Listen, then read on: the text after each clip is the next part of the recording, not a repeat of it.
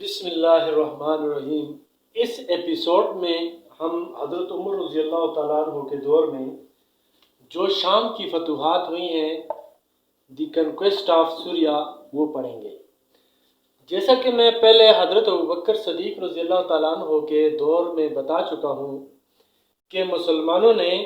شام کے کچھ علاقوں کو فتح کر لیا تھا، لیکن جب حضرت ابوبکر صدیق رضی اللہ تعالیٰ عنہ کو پتہ چلا کہ عیسائی بہت بڑی تعداد میں مسلمانوں سے مقابلے کے لیے آ رہے ہیں، تو انہوں نے حضرت خالد بن ولید رضی اللہ تعالیٰ عنہ کو فوراً عراق سے شام جانے کا حکم دیا، اور اس طرح حضرت خالد بن ولید بھی شام پہنچ گئے۔ اور جب شام پہنچے تو وہاں پہ آلریڈی پہلے سے اسلامی فوجیں وہاں پہ موجود تھیں۔ تو اس طرح ہوتا ہے کہ سب سے پہلے ہم یہ اردن کی فتح پڑھیں گے۔ یہ شام کا بہت ہی مرکزی شہر ہے، اور اس سے پہلے دمشق اور اردن۔ دمشق جو ہے یہ مرکزی مقام تھا شام کا، اور دمشق کا مسلمانوں نے محاصرہ کیا ہوا تھا، اور ایک طرف سے یہ ابو عبیدہ رضی اللہ تعالیٰ عنہ اور دوسری طرف سے حضرت خالد بن ولید رضی اللہ تعالیٰ عنہ اس کا محاصرہ کیے ہوئے تھے۔ جب رومیوں کو یہ پتہ چلا تو انہوں نے اپنے سارے دروازے بند کیے اور شہر کے اندر محصور ہو گئے۔ کہا جاتا ہے کہ ایک رات وہاں پہ ایک راہب کے ہاں ایک بچے کی پیدائش ہوئی، سارے کے سارے جتنے بھی عیسائی تھے وہ جشن منانے لگے۔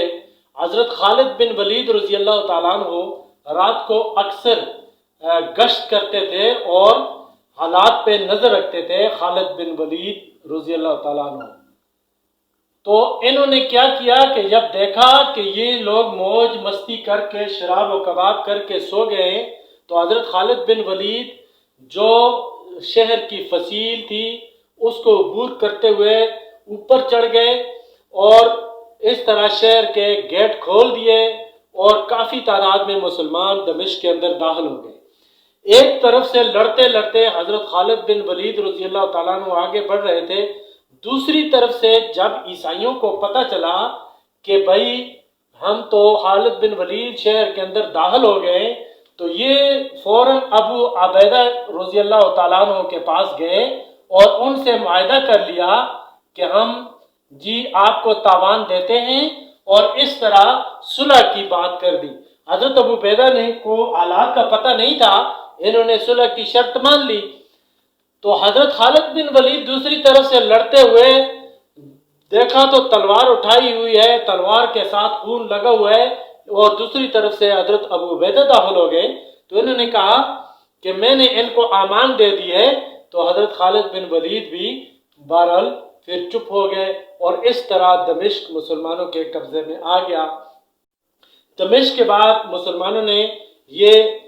اردن، یہ بھی ایک بہت بڑا شہر تھا، اس کو بھی مسلمانوں نے فتح کر لیا۔ اور اس کے بعد مسلمان فوجیں آگے بڑھیں، اور یہ حمص کا ایک شہر ہے، بہت بڑا یہ علاقہ ہے، اور اس کو بھی مسلمانوں نے فتح کر لیا۔ اس کے بعد اس طرح ہوتا ہے کہ یہ شام کے جتنے بھی عیسائی ہیں، یہ روم کے جو شہنشاہ ہیں ہرقل کے پاس جا کر جمع ہوتے ہیں اور فریاد کرتے ہیں کہ بھائی مسلمانوں نے ہمیں بہت بڑی شکست دے دی ہے، اور شام اور یہ جتنا علاقہ ہے یہ رومیوں کے قبضے سے نکلنے والا ہے۔ تو ان کی فریاد سنتے ہوئے پہلے تو یہ کیسر روم چاہتا تھا کہ میں یہاں سے بھاگ کر چلا جاؤں قسطنطنیہ، لیکن جب اتنے لوگوں کا جذبہ دیکھا تو انہوں نے جنگ کی تیاریاں شروع کر دی۔ اب ہم آگے آتے ہیں جنگ یرموک کی طرف، اور یہ وہ جنگ تھی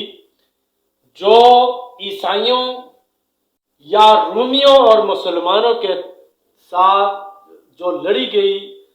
دنیا کی عظیم ترین جنگ تھی۔ اور یہ ایک ایسی جنگ تھی جس نے وہ رومی سلطنت کی قسمت کا فیصلہ کر دیا۔ روم کے جو کیسر روم تھا، اس نے انطاکیہ کے اندر بڑی تعداد میں لوگ جمع کیے، ہر جگہ خط لکھے، جتنے بھی حکمران تھے اور قومی جذبے کے ساتھ جتنے بھی ان کے راہب تھے، مذہبی لوگ تھے، وہ سارے بھی میدان میں آ گئے، اور لگ بھگ یہ 2 لاکھ سے لے کر 2.5 لاکھ تک یہ تاریخ دان بتاتے ہیں کہ یہ فوج لے کر مسلمانوں کی طرف بڑھے، اور مسلمان یرموک کے پاس جا کر خیمہ زن ہوئے۔ یرموک ایک ایسی جگہ تھی جس کی پشت پر یہ عرب کا علاقہ بنتا ہے، یہ سارا عرب کا علاقہ ہے، اور یہاں پہ دریائے یرموک ہے۔ یہاں پہ عیسائیوں نے 2 لاکھ کا، ان کا کہا جاتا ہے کہ 2 سے لے کر 2,50,000 تک، 2,50,000 تک اس کا لشکر تھا۔ مسلمانوں کی تعداد جو ہے وہ بعض تاریخ دانوں کے مطابق بمشکل 60,000 کے لگ بھگ تھی، اور اس جنگ میں مسلمانوں کے پاس وہ صحابہ کرام بھی تھے جنہوں نے جنگ بدر میں حصہ لیا، وہ صحابہ بھی تھے جو جنگ احد میں، جنگ خندق میں شامل تھے، فتح مکہ میں شامل تھے، بہت بڑی تعداد صحابہ کرام کی بھی تھی۔ اور یہی جنگ تھی جنگ یرموک، جس میں ابو سفیان بھی جو مسلمان ہو گیا تھا، اس نے اور اس کی بیوی جو تھی ہندا، اس نے بھی شرکت کی، اور بہت بڑی تعداد میں مسلمان عورتیں جو تھیں وہ پیچھے خیمے میں موجود تھیں۔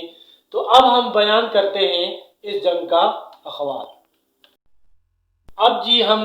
واقعہ یرموک پڑھتے ہیں، یا یرموک کی جنگ۔ واقعہ یرموک یا یرموک کی جنگ کے بارے میں ہم اس چیپٹر میں تفصیلی طور پر پڑھیں گے،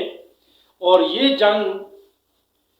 دریائے یرموک کے کنارے 634 عیسوی میں لڑی گئی۔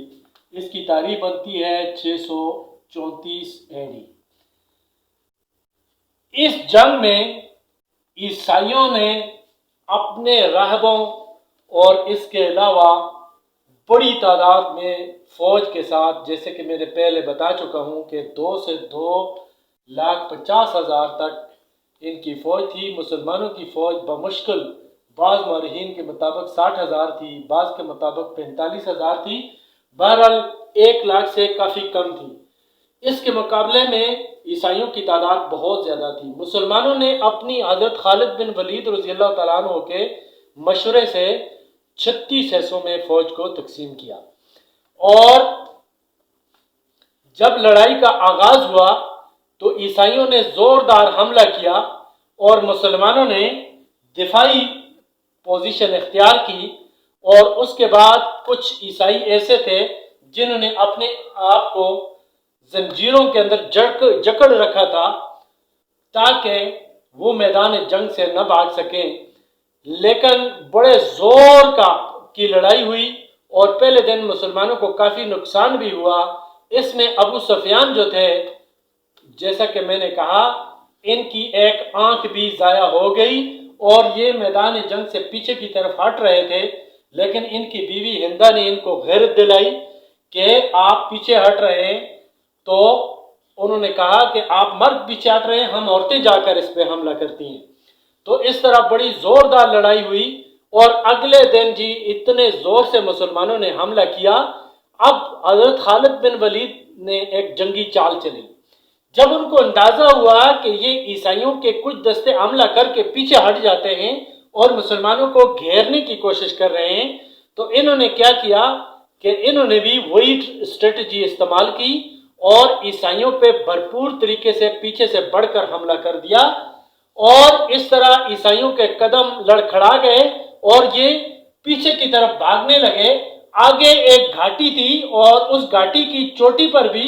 مسلمانوں نے کچھ فوج اکٹھی کر رکھی تھی۔ جب عیسائی فوج اس گھاٹی سے گزر رہی تھی تو اوپر سے مسلمانوں نے حملہ کر دیا، اور نیچے سے پیچھے دریا تھا، اور اس طرح کہا جاتا ہے کہ عیسائیوں کے 1,70,000 مارے گئے، مسلمان اس میں 3,000 شہید ہوئے، اور یہ یرموک کی لڑائی جو تھی یہ فیصلہ کن لڑائی تھی، اس کے بعد رومی کہیں بھی مسلمانوں کا جم کر مقابلہ نہ کر سکے۔ نہ صرف تاریخ اسلام بلکہ دنیا کی تاریخ میں جنگ یرموک کی جو حیثیت ہے اس جیسی جنگ کہا جاتا ہے کہ بہت کم اس کی مثالیں ملتی ہیں جس میں اتنی کم تعداد میں مسلمانوں نے اتنے بڑے لشکر کو شکست دی۔ جب قیصر روم نے یہ سنا تو اس نے آخری بار شام کی طرف دیکھا اور وہاں سے وہ قسطنطنیہ چلا گیا۔